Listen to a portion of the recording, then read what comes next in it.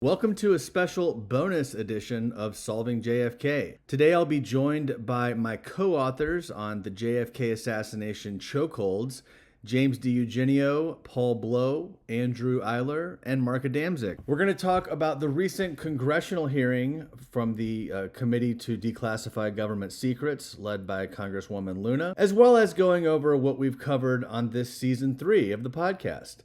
Coming up next on Solving JFK.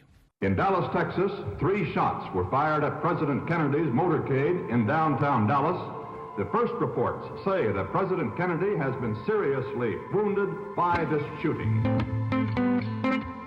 The flash, apparently official, President Kennedy died at 1 p.m. Central Standard Time.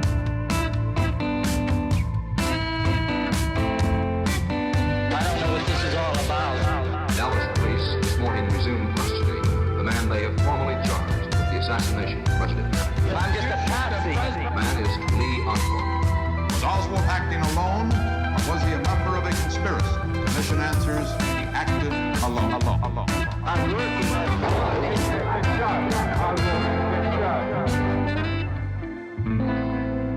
I'm just a patsy. All right, guys. Hey, the big news with JFK Assassination Chokeholds is that we now have a version in French. That is due to our friend Paul Blow taking the lead on that.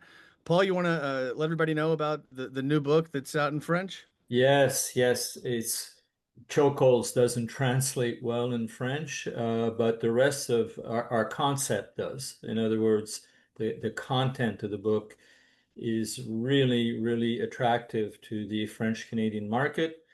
There's an enthusiasm like I've rarely seen. We call it, in French, we call it the irrefutable because, chokeholds kind of means that, right? And we couldn't translate chokeholds. It would have been some sort of wrestling term that just didn't mean anything. The success we've had, just to let you know, we were 310th this morning in Canada in the Amazon rankings. And that's high. I mean, I think the highest we've ever been, right, with the English version. So we're 10th. We were 10th in the province in terms of, 10th in French book sales in Canada. So 310th for all books, but 10th for French. Sure. It's good to hear that it's been received so well so far in Quebec, and hopefully we'll get it in some more places where they speak French. Well, hey, let's jump into one of the main reasons I wanted to have all you guys here today, which is to talk through the recent congressional hearings on the Declassification of Government Secrets Task Force. So this is the Rep. Luna committee. And Jen, this is the same one that you, of course, testified in front of on April 1st. And I was creepily right there behind your shoulder with me on the right and Andrew on the left there. That was a fun time. Just wanted to get everybody's thoughts on this last round of testimony. So just to start out, Doug Horn. We all believe Mr. Horn is a true expert on the medical evidence. I thought he did a nice job of getting some important points from Destiny Betrayed on the record as well. So, what were your thoughts on that? I guess starting with Jim. I'm glad Doug showed up. Okay, and I thought that that was pretty provocative. If you hadn't read his book, that was some new stuff. Had you heard of this Quentin Schwinn? That was the first time I'd ever heard this story. He told the story of a guy who had a job interview with a federal agency and said that he saw a high in the forehead entrance wound in 2010. He was interviewing for a job with an intelligence agency, and he said he was shown a color positive transparency of an entrance wound. Yes, I had heard of him. Forehead. I don't know if he was at.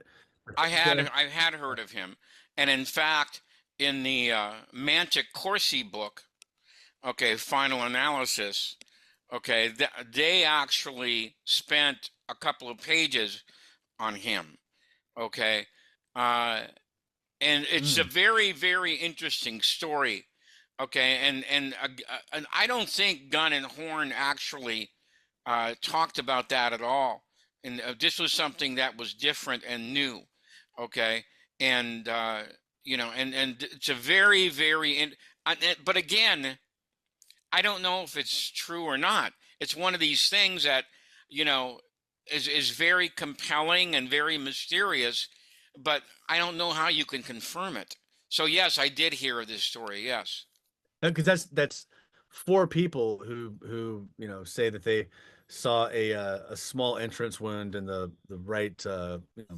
hairline Right. of the Correct. president. So, other thoughts on Doug Horn's testimony? What strikes me here is that you have another top level insider who doesn't agree that there's a lone nut. And just the power of that presence there. You're talking about one of the top investigators, well, investigators as far as medical evidence for the ARB, telling the world, telling Congress, things that are now on the record and that will be archived forever. And it puts people like us on the right side of history. Who's going to call any of us five quacks when you have Dan Hardway saying what he said, Tunheim saying what he said, and Doug Horn saying what he said, and Luna saying, I don't believe in the single bullet theory.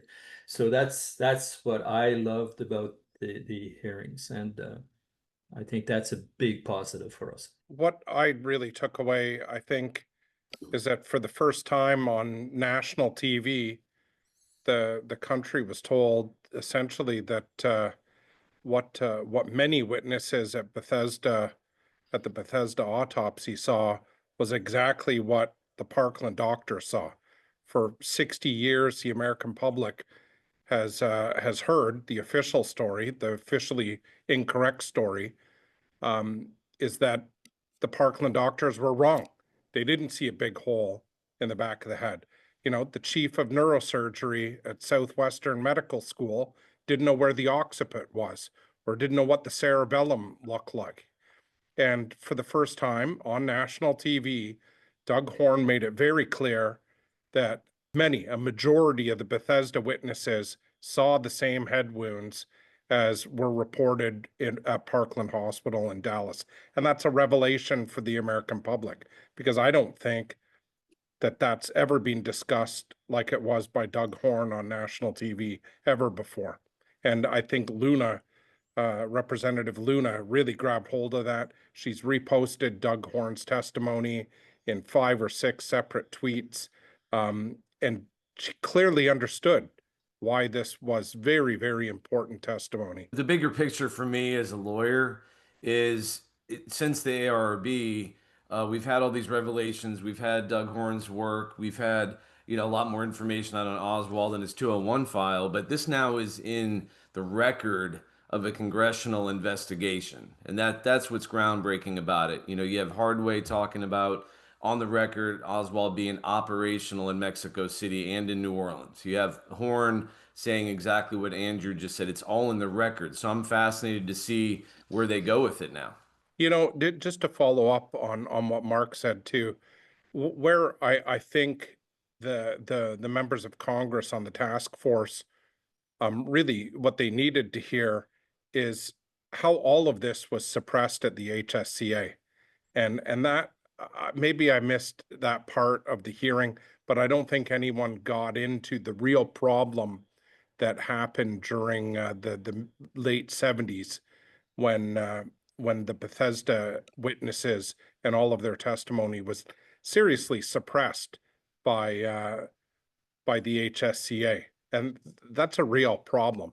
I mean, Andy Purdy is still alive. He should be called in for on a subpoena. At this point in the Zoom, we had some technical difficulties and we had to start over. I wish I would have heard Andrew's point about issuing subpoenas to people who were HSCA investigators, because I agree that that's something that could potentially be very helpful. Anyway, back to the show. This Alexis Coe. So she was sort of the, I guess, the Democrats' witness. And I guess this just sort of once again reinforced that apparently the Democratic Party is taking the position that there was no conspiracy and they're not interested in seeing it. I mean, it's really a bummer, because I feel like Garcia the Democratic chair of the committee is open to some extent and seems like a reasonable guy, but for whatever reason, um, their witnesses are just, I mean, What was I she don't know. doing there? Nobody I, knows. The way you know, she's supposed to be writing a book on young JFK. What that would have to do with what was supposed to be the topic of that committee hearing, this utterly escapes me, except that the Democratic Party is so lost and so frightened and so intimidated that Yeah. they don't even want to face the fact that, in my opinion, the last great Democratic president was snuffed out, okay, by illegal means, by a conspiracy. They don't want to come to grips with that somehow. You Well, know, they're just being used as tools because both of their witnesses were foils to what the committee was actually looking for. It's shameful. it And is. their questions were shameful. the questions are horrible. I mean, they're still the fact that they're not prepared on the basic facts of the case. It blows my mind. You can tell who's prepared. Like Burchett, Andrew, he's great. The others are just like they're like kindergartners in there. I don't think we should categorize it that way because I have to give Luna a lot of credit for what she's trying to do. Now, whatever her motivation is, whatever her reasons for it, I don't know. Okay, but there have never been hearings like this that have been broadcast to the country for now 6 straight hours. I've never seen anything like this. Okay, the closest thing that I can even imagine, happening was when Cyril Wett gave his 25-minute dissertation against the single bullet theory before the House Select Committee. But that was only on one subject for 25 minutes. You have what is essentially you've had an all-star lineup, okay, in these two hearings, and so I give her all the credit in the world for doing this. Now, I really do wish, as Mark said, that some of her colleagues would have come more and by the way, did you notice this? Garcia was the only Democrat there. Yes. Yeah, That was Jim, I just want to clarify. When I say shameful, I am talking about the Democratic oh, side okay, good, of good. Well, of the I want to the task clarify force. too. I Yeah. think Luna's doing an amazing, brave Yes. job. Garcia's been fine. My point was some of the questions. I think they asked Dr. Curtis. He's the Parkland doctor, right? Yes. I think they asked him like 3 times in 3 different ways. Like, what did you see that made you disagree with the fact that Oswald may have acted alone? I'm like, how is that even a question? Like, just he got on the record at least the evidence of two. He said 2 shots from the front, but he was very clear on that. But the questions have wasted a lot of time. Yeah. And by the way, let me add something about that. I take a back seat to nobody in my research and study of this case for the last 32 years. I didn't know who the guy was. I had never heard of him before. Okay, let alone that he would bring in this bombshell testimony. Okay, I guess his coming out party, according to Larry, was in 2018. That's the first time he ever talked in front of a crowd. And I wasn't there at that particular conference. But I mean, this guy, that was some really terrific testimony. I mean, if Kemp Clark is not around today, but this guy more or less, essentially is him. Okay, as close as we can get. And in my opinion, Kemp Clark, well, he was the chief of neurosurgery. How could he be wrong? How could he be wrong about what he saw? Right. Getting back, Matt, to Luna, I am impressed. Okay, I really like the way she's handling it. She has poise, she has class, she's got a very good, I think, relationship with the witnesses. If I have one worry, and I was worried about this. Thank God, Jim, you were at the first hearings because there's a knowledge gap between the people asking the questions and the real experts. There's a big knowledge gap. and who's going to bridge the gap? That was my question. And when I was looking at the bridging of the gap, okay, you don't have a Posner there, you don't have a Bugliosi there, thank God. But for a while, I felt they were getting, sort of sidetracked into this whole, this whole Angleton file, and that he lied and this and that.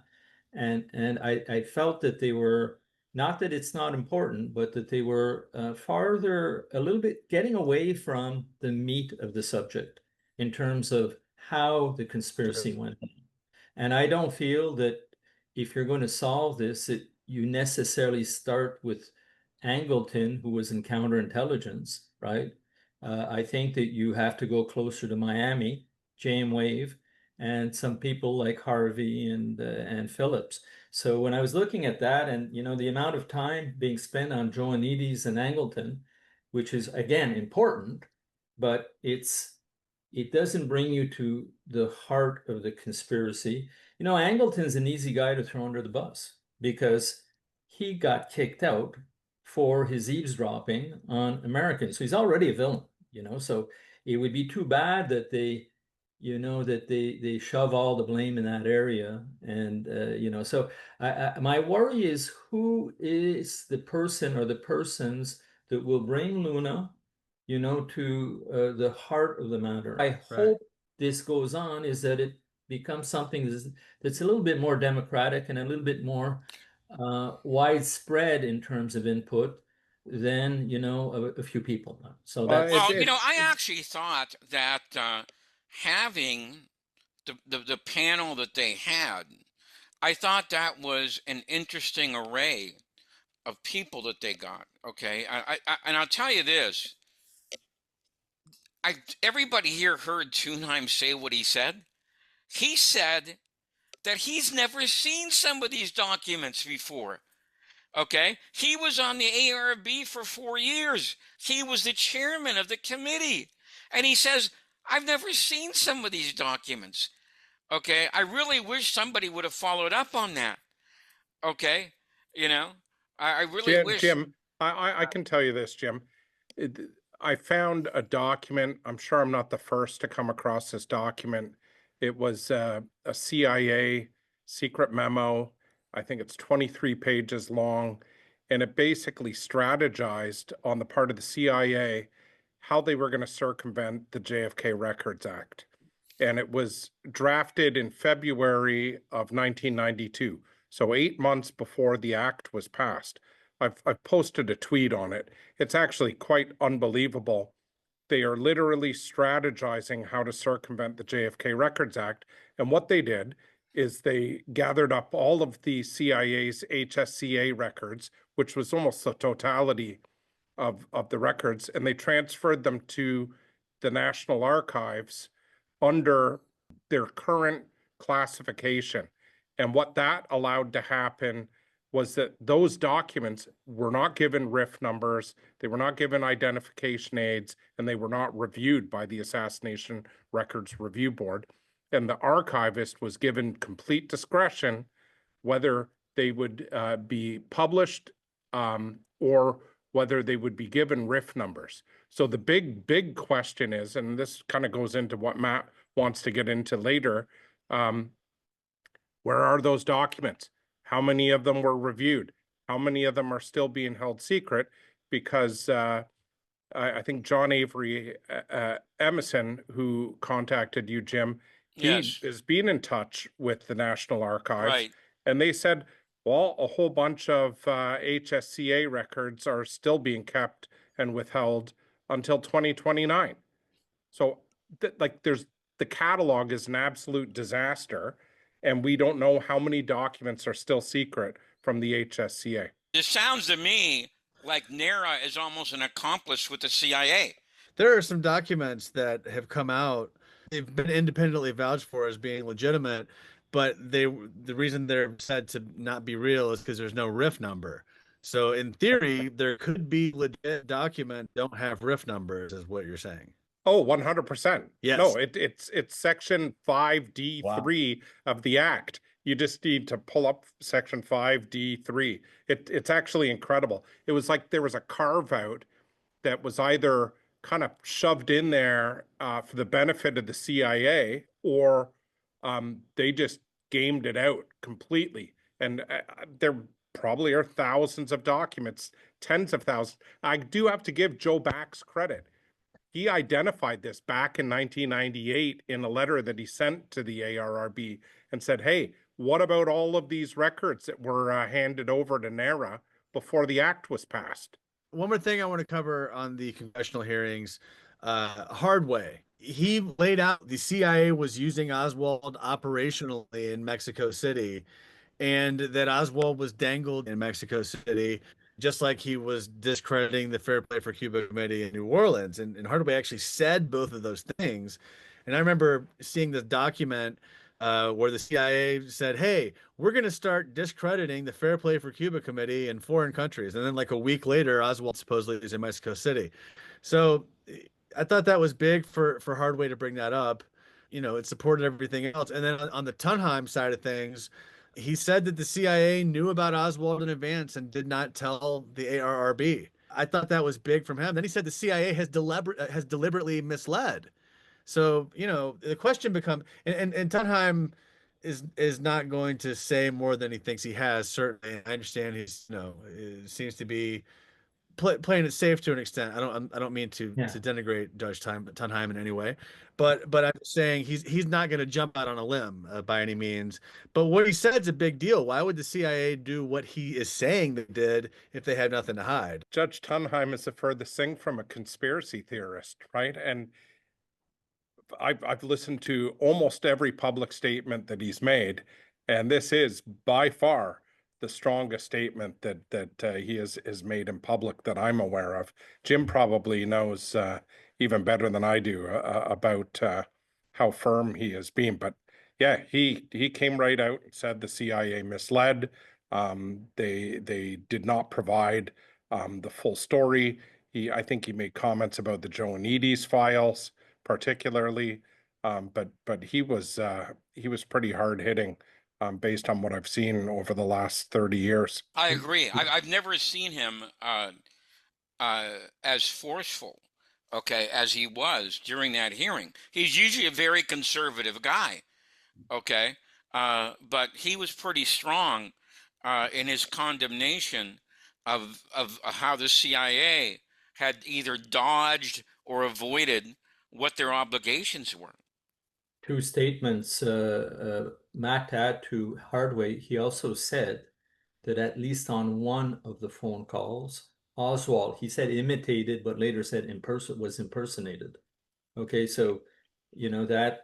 Think of that, and remember the look on the face of the congressman. Yeah, who he said this is fascinating. Yeah. Okay, so you know what's his Sloan not doing, being impersonated in Mexico City, like. You can tell that they're having trouble wrapping their brains around this thing. And I want you guys to let me know if I got it wrong. Didn't Curtis say that the medical staff at Parkland received a briefing that described the cause of death being a shot through the temple, causing an exit wound in the back of the head? I'm 90% sure I heard that. Did you pick up on that, or might be worth re-listening to, but I thought I heard him say that it was a briefing. Yeah, that's what I thought he said. Yeah. So, you know, like Wow. you're saying that there's a briefing given to, here's how he died. And then it kind of chimes with Kilduff saying it's a simple matter, right, of a bullet right through the head. And he's pointing right here, right? So it makes sense. Right. After that hearing, this was my impression, that if there was one guy who should actually come in for a deposition, you know, with no holds barred, it's Dan Hardway. Okay, Dan Hardway should sit for about a 2-hour deposition, you know, with the staff of Luna's committee. Okay, and they should ask for preparation questions, you know, about Mexico City. You know, I've always believed this. I've always believed that the key to the conspiracy was Mexico City. Okay, 7 weeks in advance of the assassination. You know, was Oswald there? Okay, and I think the Lopez report, which the CIA never wanted revealed, okay, I think provides some strong prima facie evidence that if Oswald was in Mexico City, he sure as heck didn't do the things that the Warren Commission said he did. Okay, you know, so that leaves us in a quandary. All right, you know, who was doing those phone calls? Who was impersonating Oswald? Okay, and you can't even begin to wrap your head around the why, you know, unless you find out for sure, you know, okay, what really happened there. And and Dan Hardway knows more about that than anybody else. Okay, well, hold it. Let me make one exception. Eddie Lopez. You know, maybe that should be a joint deposition. You know, him and Eddie Lopez. I'll never forget the first time I read the Lopez report. I was going to go up to see Eddie at his house in Rochester, New York, and I wrote a list of questions for him. And one of the questions was, because I had never seen her name before, one of the questions was, who is Ann Goodpasture? And when I asked that question, I'll never forget how Eddie replied to this. Okay, Annie Goodpasture. She's a lying, conniving bitch, and if there was any justice in this world, she'd be in jail. And I said, but Eddie, who was she? Okay, who was she? Just to add to what Jim was saying, Dan Hardway had given a sworn statement in support of Jeff Morley's lawsuit against the CIA. I think it was about 10 years ago. And I was disappointed he didn't get more on the record about his questioning of Phillips, and I'm not sure why Phillips is getting more of a pass than what he's getting. Because we got to remember that the purpose of the committee is to, you know, make sure all the records are released and get all the information out there. It's not to reinvestigate the case, but if, like Jim said, if they question Dan Hardway more about his questioning of Phillips, because, you know, I don't think it's really on paper, but we know that Phillips was Joannides' essential boss, and that would tie the dots from Mexico City possibly more onto Dallas. And I think that would be, you know, those questions would be worth exploring. They said, I mean, Hardway said in that statement that I mentioned that the CIA got crazy, the most nervous when they talked to Phillips and when they went into Harvey. So Now, I don't know if you guys know this, but Danny and Eddie wrote up bills of indictment against Phillips and Goodpasture for perjury. Okay, during the House Select Committee on Assassination. That would have been a great question for Luna to ask. You know, did you write up a letter of indictment for any people that you interviewed? And he would have said, yes, David Phillips and Ann Goodpasture. Okay, because they wouldn't tell us the truth about what was going on down there. You know, but to give you just one example, to make this definite instead of speculative, when they asked Goodpasture who had the first take of the photographic and audio of the embassies, and she referred them to like some guy that they had never heard of, and so they went and talked to this guy, and they said no, and he said no, you might want to talk to this guy. So they went to another guy, and then that guy said no, it wasn't me, and they went to another guy, and he said no, you might want to talk to Mr. White, he could probably tell you. And you know what White said? It was Ann Goodpasture. Ann Goodpasture had the first take of the audio and photographic evidence. So that's one of the reasons that they wrote up these bills of indictment. You know, she was deliberately deceiving them. No, that was really, I think, incredibly interesting. You know, the whole, the fact that you had Hardway saying that on the record, right? And Tunheim and Horn, again, to me is historical, because to me, the weight of their voices, and no disrespect, Jim, or anything, but if I'm, you know, Joe Public, and I'm hearing an investigator saying something rather than, I don't want to, a so-called expert or a book writer or whatnot, that should carry an awful lot of weight. And it really puts us on the side, I think, of the majority of insiders. They're not the only ones. So, I think that is huge. My question, real quick, before we go on to sort of a different set of things. Do you guys think it would be helpful to consider bringing in some of the real huge witnesses in the case, like Ruth Paine, Marina, Oswald, Buell Wesley Frazier? And are they too old? Would it not matter? Part of me says, well, if we're going to bring in Abraham Bolden, then age does not matter. And then the question really is, we know what Ruth Paine's going to say. It'd be real interesting to hear from Marina. I feel like Frazier would be all over the place, but what do you guys think?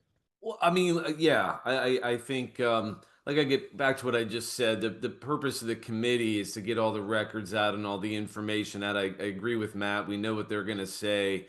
I'd rather see a full-blown investigation into Mexico City, JM Wave, and the autopsy. Who knew that JFK was killed from the front, from frontal shots by the time he got to Bethesda? Who knew to cover that up and why? That's what I'd like to see. I think everybody knows what Ruth Paine's going to say.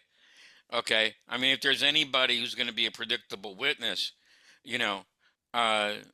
the only way that I would have Ruth Paine on this stand is if Max Good was allowed to cross-examine her.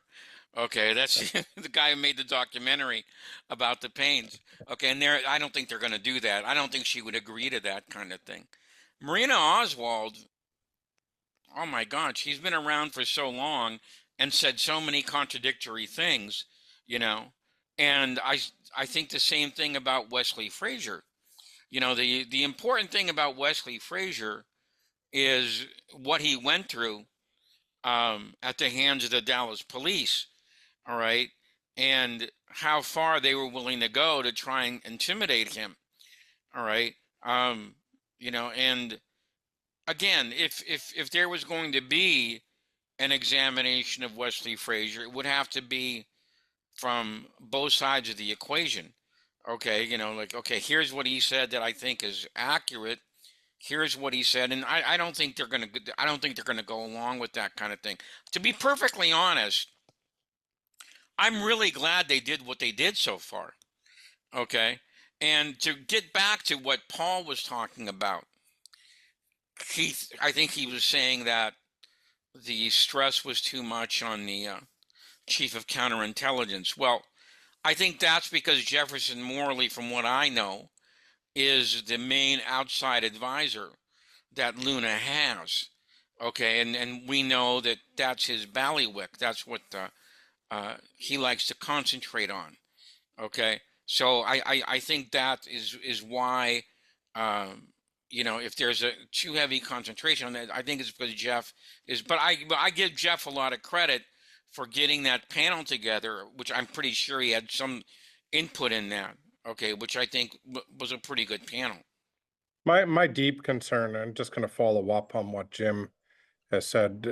I think it's pretty standard operating procedure when there's going to be a shift in the truth, is that the CIA's modus operandi is to do a limited hangout and really try to limit the damage that's done by new documents coming out and new evidence coming out. And my worry is that the fixation on Joannides and Angleton is going to end up being part of a limited hangout. And I think that would be pretty disappointing if that was the extent of it, because, Angleton was counterintelligence. He wasn't operations. Joannides was psychological warfare. And they both had important roles in the big story, but there are many parts to that story that I think need to be heard fully by the public and need to be examined fully by the task force. And again, if this is an exercise that's going to end up in a limited hangout, I think that's going to be problematic. In terms of people I'd like to see them talk to, it would be interesting to hear Carlos Bringuier being asked questions about who his DRE contacts, like, who did you interface with, and get to the bottom of, hey, this fight you had with Oswald, was that a setup? Was not, he may not answer. Yeah, on these hearings, the committee's been extended for another 6 months, so looks like there may be another round of hearings. We'll see what ends up happening. What I'd like to see is and I don't know if anybody else on the critical research side shares my view of this, but I think you do a 3-day conference, a super conference, and all of it gets put into the congressional record. Okay. And day one is just lone nutters and, critical side, conspiracy side battling it out. Day one is just the lone nut conspiracy battle. And then day two and day three is putting on evidence of, okay, we've already had the conversation about was it a conspiracy or not. Now we're putting on evidence in terms of what it was, who the conspirators were, and we can put all the evidence in there, and then people can look at that and decide. Maybe there's a report that's issued based on the evidence, but I don't know if that's going to happen. I don't know what will happen, but something's better than nothing, most likely. I suppose there are ways where something could be worse than nothing. Well, if they got a 6-month renewal, that'd be very interesting to see, because if they did, it's off the success of these 2 hearings. Okay, so the Republican leadership, must have some confidence in what Luna's doing so far. Okay, and then that's really good. Now, they're next on the agenda that I saw. They're going to do the King case, and they're going to do the RFK case also. So again, that would be very, very interesting. And I don't think any committee has ever done that before. The House Select Committee just did JFK and MLK. No committee has ever explored all 3 of those cases put together, So to try and boost, I've been doing a series on King. All right, and I'm going to ask my followers on Substack to go ahead and email the Luna Committee and ask them to do the same thing with King and RFK that they did with JFK, to have a panel of experts, okay, to address the public on this, to educate them in some ways. All right, so that should be very, very interesting. I'm glad she got that extension. If the end game here of what Luna's doing, could it be something along the lines of, hey, listen, we've released this amount of what we knew but we're still missing this, and that. Okay, so and that they put pressure on getting whatever should be added, for instance, the Joannides file or whatever. Okay, could the second conclusion be, based on these hearings, we recommend that the case be reopened? And that's when you would hear a Ruth Paine and a Bringuier. And is that where this could be headed? Or, I'm not sure this is yet the forum to be trying to necessarily figure out what the conspiracy was. Would that be a phase 2 is my question.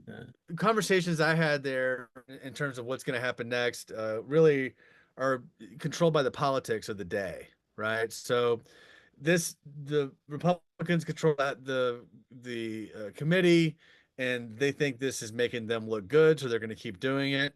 It is making them look good because the Democrats are reflexively putting their fingers in their ears and going la la la la la. So it does make Republicans look sane on this particular issue.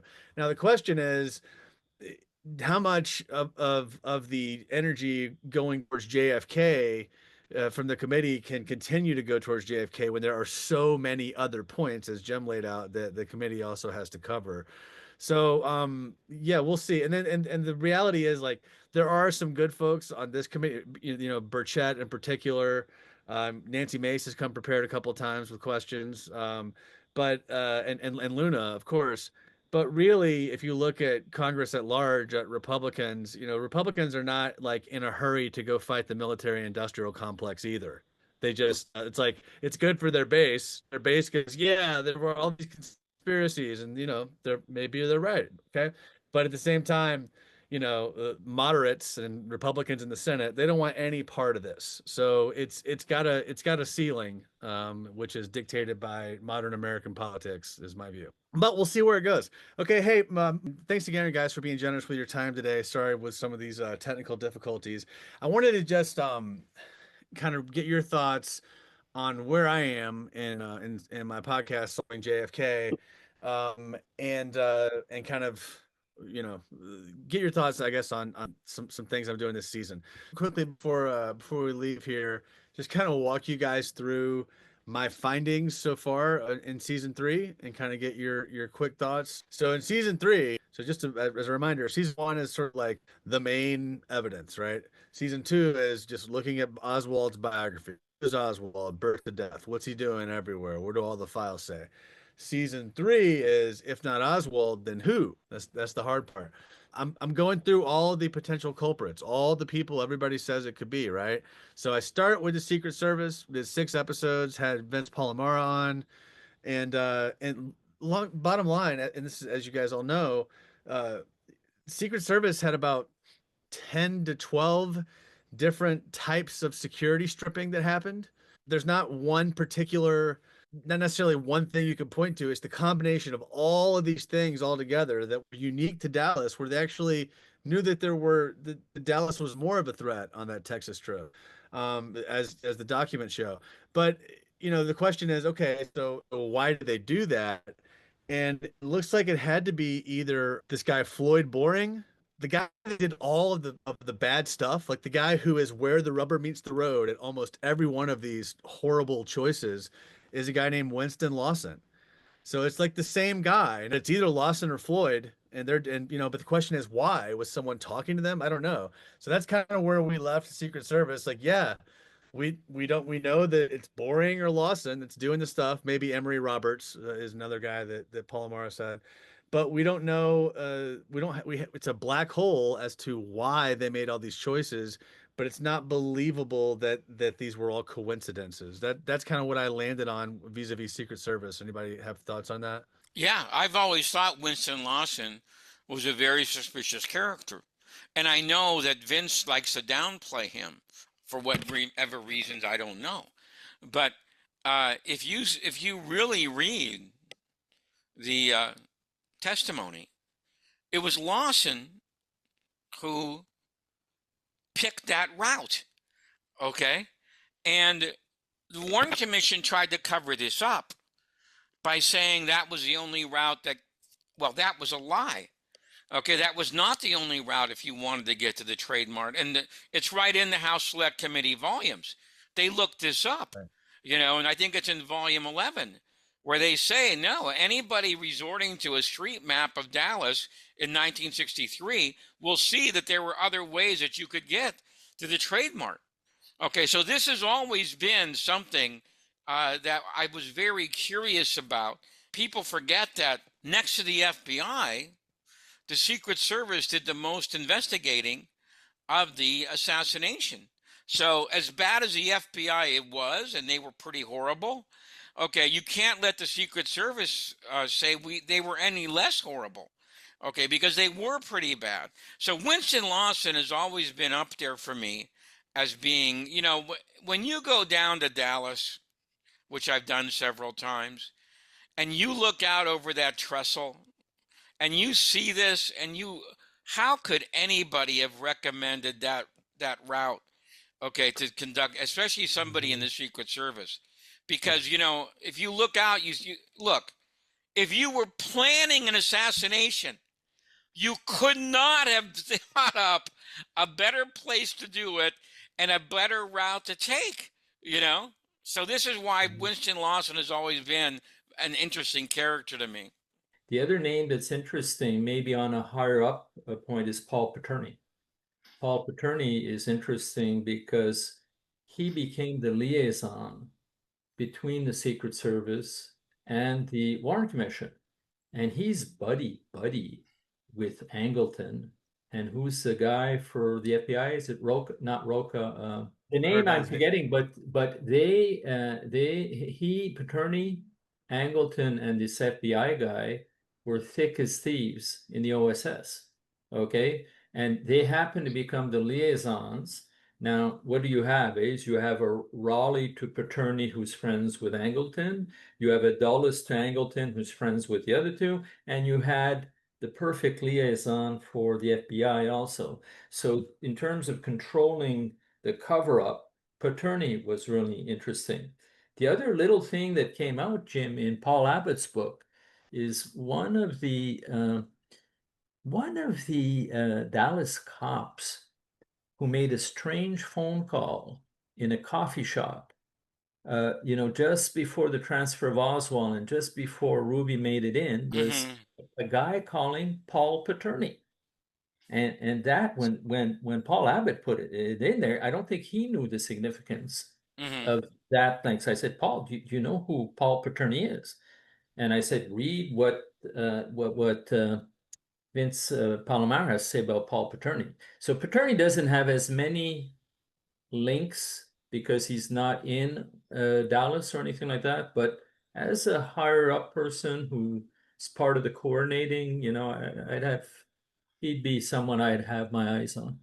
I want to move on to the next thing because I know we're kind of going long here. The next culprit I covered is Hoover and the FBI, and that's the one that I just finished up. And where I landed on that was really looking at three questions. Was Hoover a plotter in the assassination of JFK? I found the answer to be no. Okay, there's just no evidence that I could find in support of him actually being part of any plot. The second one was, did Hoover have foreknowledge of the assassination? I found that to be inconclusive, and the arguments in favor of foreknowledge are there were a couple of like mafia hits that he became aware of that he did not pass on to the Secret Service or RFK. But you can also argue that those were perhaps not detailed enough. Like it was going to be in the South before 1964. Like that's not incredibly actionable. But so you could argue that. And of course, Hoover went to the Del Charro Hotel every year for 2 weeks, and he's hanging out with basically with all the mafia and Texas oil guys. So who knows what happened there? So that's why I found that inconclusive. And then my third question was Hoover involved in a cover up of the assassination? And I found that to be yes, he was. And what I leaned on for evidence is the phone call the day after the assassination. Obviously Rex Bradford's great work on the missing 14-minute tape, but we have the transcript, which we don't know, is it a full transcript or is it the partial transcript, where Hoover talks about Oswald was impersonated in Mexico City, but then they never talk about it again after that. So Hoover brings up this big thing, and of course we know that he thinks the CIA's behind it from his marginalia, where he says, the CIA and their obvious, double dealing when it came to the false story R.E. Oswald in Mexico City. That's like he wrote that in the margins of a document. So he knows that CIA is involved. He knows there's an imposter, but it's never discussed again. It's never brought up again, and it's never put to bed. And he just as soon what changed everything wasn't some smoking gun thing being discovered in the case. It was Ruby killing Oswald. That seems to be what changed everything. Then there's a phone call between LBJ, Hoover, Katzenbach. They all get on the phone. Rostow and all these sort of establishment people are trying to get the commission going, et cetera. There's all these phone calls going everywhere. And then the Katzenbach memo comes out.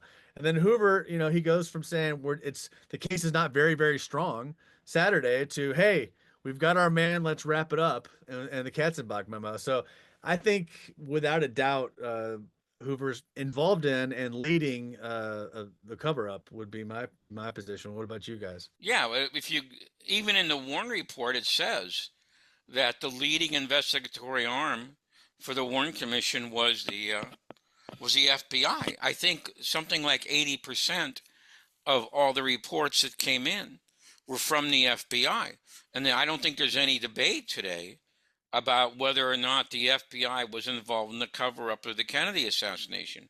It's so obvious that I don't even think it needs to be talked about anymore. Now, whether or not Hoover had ample warning or clear warning, I think that's something that's up in the air. I don't think you can conclude anything on that question. I think you can argue both ways of that question. Your first question about whether he was in on the assassination, I would tend to agree what you said. There isn't any real evidence that he was. I mean, the very fact that he didn't know until 6 weeks later that the CIA had given him a snow job on Mexico City, I think that's kind of exculpatory, for J. Edgar Hoover. And then there's that meeting he has with Billy Byers, okay, down in I don't know where that was, La Jolla, okay, that he had that dinner with, okay, and Billy Byers asked him, well, what do you think really happened? Okay, and I think this was about 6 months after the assassination. And Hoover said, I can't tell you because it would be a very danger to security of this country. Okay, that's always one of my favorite comments about the Kennedy assassination from a person in a high office. I never heard that. Oh, it's terrific, a terrific quote. It's in my book, The JFK Assassination, The Evidence Today. Yeah, I think I agree with you, Matt. Maybe he knew something was in the air, the rumors and everything. I don't think he knew of the plans in Dallas, or the plot that finally took him out. I don't get that feeling. Cover up for sure. I mean, you can read breach of trust. You read the HSCA conclusions about how the FBI or the Church Committee, how the FBI performed its functions, and you see that it's a mess, right? They do no similar case analysis. Their ballistics, they tend to pick and choose and cherry pick what they want to cherry pick and present. The witnesses, they choose not to ask questions to and everything. So you look at it. There's no doubt that there's a cover up. There's no doubt that orders were given within a week to earlier even to say we're going the lone nut route. So the second you have an agenda, well, you're going to make the investigation, engineer it in a way that it concludes what your agenda will take you to. So if the order is we're going the lone nut route, well, make the evidence work. That's the way I see it. Andrew or Mark, you guys have thoughts on this? I tend to like to stay in my lane, and I've got a pretty narrow lane, but I do. I have a feeling that Johnson and Hoover hijacked the CIA's plan. The CIA was all over Mexico City. I think very quickly, within hours, Hoover and Johnson had a strong feeling that it was a CIA military plot. They didn't want to lose hold of the government, and they quickly hijacked it and turned it into a lone nut scenario. And that's why you saw Kazembak's memo come out. And Mexico City really was part of the CIA plot, not the lone nut plot. So that just had to kind of fizzle out and disappear. And that's why there's really no explanation about Mexico City. It's my feeling, but that's way out of my lane. A couple of things, Oswald surviving November 22nd to begin with, which could not have been the plan. I mean, if it was a Northwoods type operation of sorts to blame Cuba immediately, that just died when Oswald did not die right away. Then Ruby takes care of it. That raised another, of course, major alarm bell. And I think Hoover and Johnson, like Andrew said, I think quit, especially like Jim said, the snow job from the CIA in Mexico City. They knew a full investigation into Oswald and his background would lead to right back to an intelligence operation, and they decided it was in the best interest to go the lone nut route. I mean, that's how I see it. Right on. Well, hey guys, I appreciate your time today, and yeah, I'm going to be getting into to all these things. Matt, are you going to do a commercial for the book before we leave? I've heard that. point above your right shoulder. If you speak French, hey. Now available in French. All right, that's what I wanted to see. Yeah, okay, that's what I wanted to see. Good Irrefutable. work, Paul. All right. Yeah, and thanks, Matt, for having us on your show. Look, I think the five of us, and now we can throw in Mark Bernard for the French. I honestly am proud of the work we've all done together. To me, it stood the test of time. I've looked at the critiques of the book, and to me, it's very frivolous. Some of the things there might be one thing or two, but the book is holding up really well after a year and a half. And I think we did our job, guys, by relying on primary evidence. Okay? We went to documents and we were careful. And I'd like to thank the attorneys because you guys also brought in, you complimented. First of all, you're very knowledgeable too, in terms of the case, but you remove the frivolous from any, like we don't have the backyard photos in there, and I don't believe the backyard photos are genuine, but they're not in there because they didn't reach the level we wanted. And I think and when I talk about that to the French market, they say, oh yeah, you're telling me it's all supported, and yes it is. And there's a reason you're not hearing too many people really putting up criticism about this book that sticks. It doesn't. Thanks again, and appreciate you guys coming on. And I'm sure we'll be able to put together some of it that'll make sense, given even the technical difficulty that we had. We'll be back with Solving JFK for our first episode on Lyndon Johnson next week. Thanks a lot.